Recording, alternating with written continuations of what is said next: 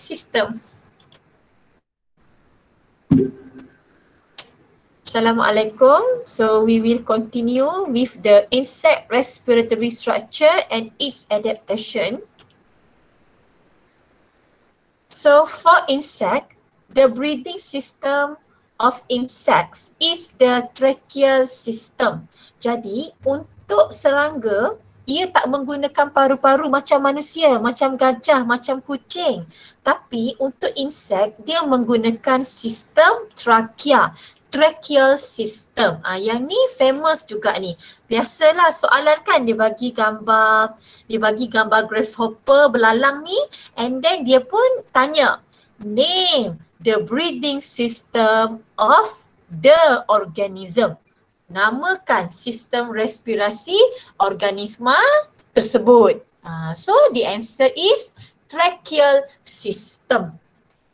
Okay, sekarang kita nak belajar apa yang ada dalam tracheal system. The first one, they are small pore in the thorax and abdomen of insects that we call as spiracles. Okay, ni spiracle. Kalau kita besarkan kawasan ni, kamu akan nampak macam ni. Okay, so this is spiracle. Okay. Apa fungsi spiracle? Kalau kamu nampak kat sini, kita nampak the oxygen enter the spiracle and the carbon dioxide exit the spiracle. Okay.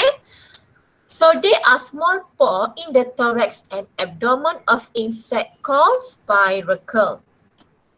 The spiracle allow the intake of air into the air tube system, which is the tracheal system. Jadi fungsi spiracle adalah membenarkan kemasukan udara. Air ni bukan air, bukan water ni. Air ni udara.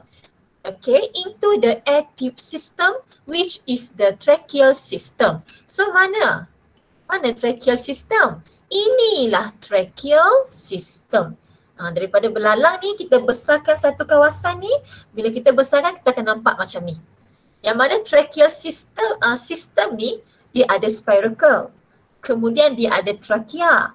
Kemudian bercabang menjadi tracheole. Kemudian tracheole ni dia akan direct contact, direct touch the body cell.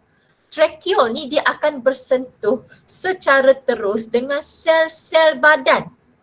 Teacher nak tanya, kat sini ada tak fungsi darah sebagai pengangkutan untuk oksigen dan CO2 ni? Ada tak? Tak ada. Tak ada. Memang serangga dia tiada darah, no blood. Okay. The trachea branch out to form final tube. Okay, tadi udara masuk ikut spiracle and then dia akan masuk ke dalam trachea. Kemudian trachea ni akan membentuk cabang-cabang yang lebih halus, tiub-tiub yang lebih kecil, halus, yang mana namanya adalah tracheole. So tracheole is the respiratory surface. The tracheole has the following characteristic that allow for efficient respiratory gases exchange. The first one, a large number of tracheole. Ada banyak tracheole, macam manusia kan? Kita ada banyak alveolus. Kenapa? To provide a large total surface area. Sama juga dengan insect ni. Kenapa ada banyak tracheole? Why has a large number of tracheoles? To provide a large total surface area. Okay, kat sini teacher nak modify sikit for the exchange of gases. Kalau kamu jawab macam ni dalam exam, kamu tak akan dapat markah. Nak tambah apa kat sini? Apabila large total surface area, maka pertukaran gas akan apa? Increase. Increase. Ubah sikit. Meningkat. Okay. A large number of tracheoles provide a large total surface area to increase the exchange of gases. Tolong anak-anak teacher, tolong tambah. Tu apa tadi, Sufi? Sufi, tu apa, Sufi? To increase. Yes, to increase. To apa tadi Fatir? Fatir, to apa? Klebi teacher. Ha? Astagfirullahalazim. Teacher lupa. Okay. Okay, to increase the exchange of gases. Okay, itu yang pertama. Tadi kita belajarkan pertama, mesti jumlah luas permukaan besar. Kedua, mesti nipis. Ketiga, mesti lembap. Keempat, ada jaringan kapilari darah yang banyak. Tapi untuk insect, for large network of blood capillary tak adalah. Reject lah yang tu. Jangan bagi jawapan yang tu Okay, yang kedua, thin. Ya. The tracheal wall is thin. Jadi tracheal ni dinding dia akan terus direct contact with the body cell. Jadi mestilah nipis. Kenapa nak nipis? Okay, untuk memudahkan gas meresap masuk. Okay, the tracheal wall is thin and moist dan dia lembab. This allow oxygen gas to diffuse into the cell while carbon dioxide quickly diffuse out of the cell into the tracheal. Tambah sikit This allow oxygen gas to diffuse quickly into the cell while carbon dioxide quickly diffuse out of the cell into the tracheal. Ini akan membenarkan gas oksigen untuk meresap masuk ke dalam sel dengan lebih cepat, dengan lebih mudah. Tapi dia tertinggal yang moist ni kan. Kenapa the tracheal wall tu mesti moist? To enable the gas dissolve in the moist and dissolve and easily diffuse into the cell. Kalau thin, easily diffuse into the cell. Kalau moist, gas easily dissolve. Gas senang untuk larut dulu. Kemudian barulah dia senang nak meresap masuk. Jelas tak kat situ? Jelas Jelas. Kalau thin easily diffuse.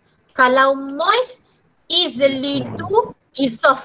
Lepas tu barulah easily to diffuse. Okay, some insect have air sacs.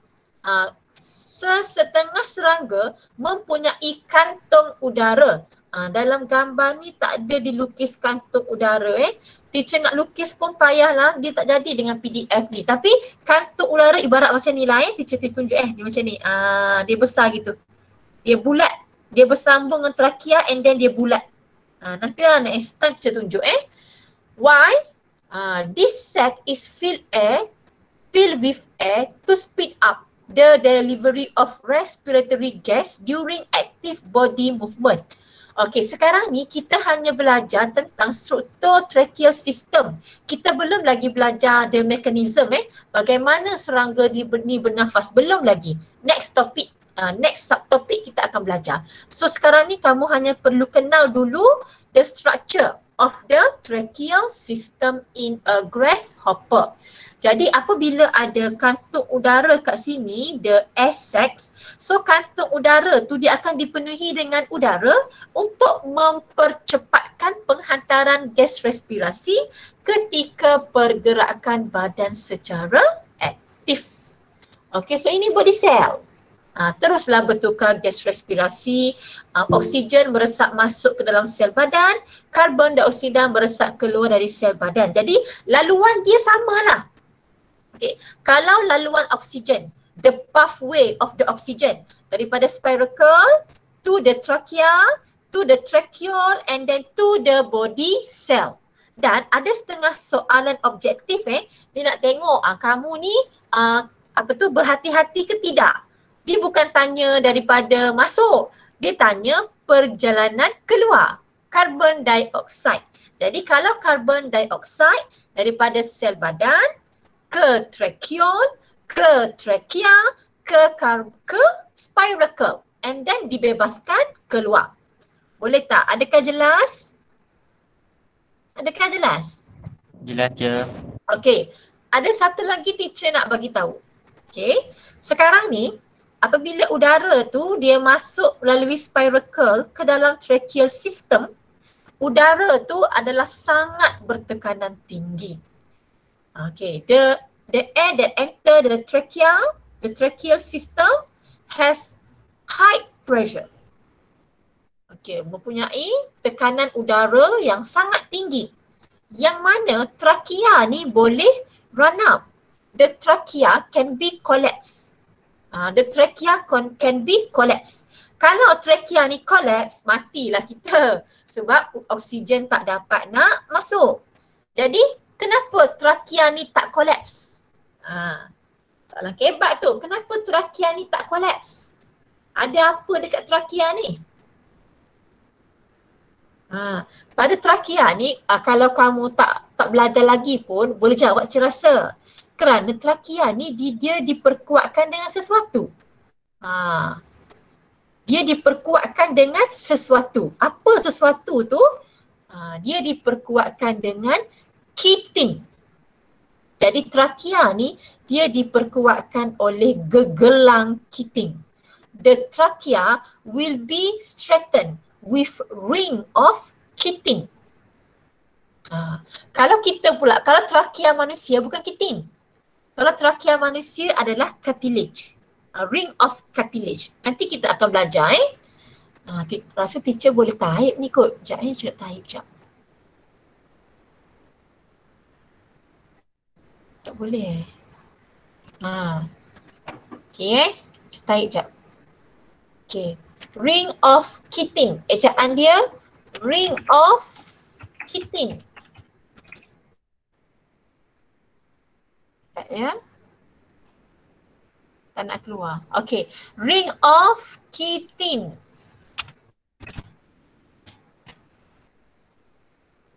Okay, boleh Jadi trachea ni, the trachea will be strengthened with ring of chitin. Trachea ni dia akan diperkuatkan dengan gegelang chitin. Why? To prevent the trachea from collapse. Untuk mengelakkan trachea daripada collapse. Okay, kejap saya nak type sekejap. Okay. Prevent trachea from collapse. Mengelakkan trachea daripada run up. Mengelakkan trachea daripada kempis. Jadi kalau kita cakap bahagian abdomen, inilah bahagian abdomen Okay, prevent trachea from collapse.